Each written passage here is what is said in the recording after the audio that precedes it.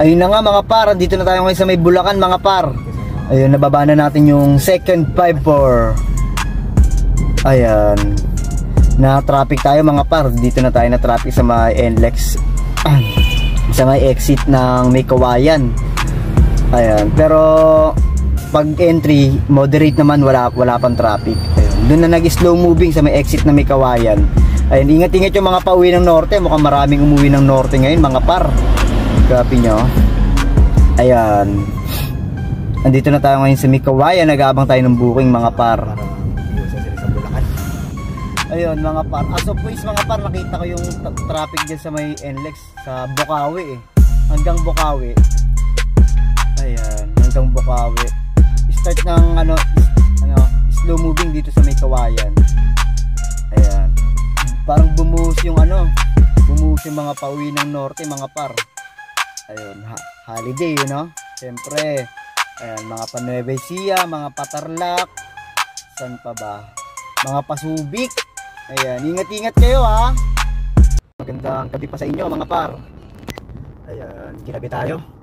Ayan, pero pipick up na tayo dito ng first 5-4 of the day. Ayan, saan tayo papunta?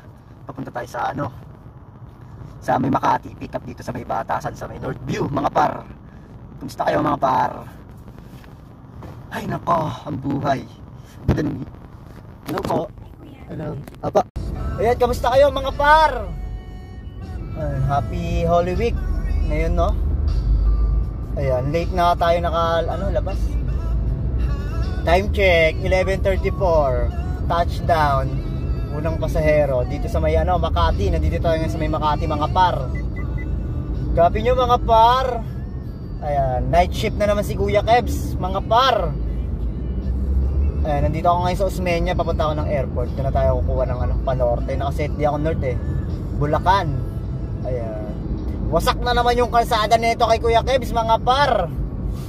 Copy nyo. Ayun, nakakuha tayong booking doon sa may Batasan na-pick up natin sa may Northview mga par. Ayan. Tapos sinatid natin siya dito sa may Makati. 500 lang yung net niya. Ayun, ayun pa lang yung natin. First 5-4 of the day. Ayan.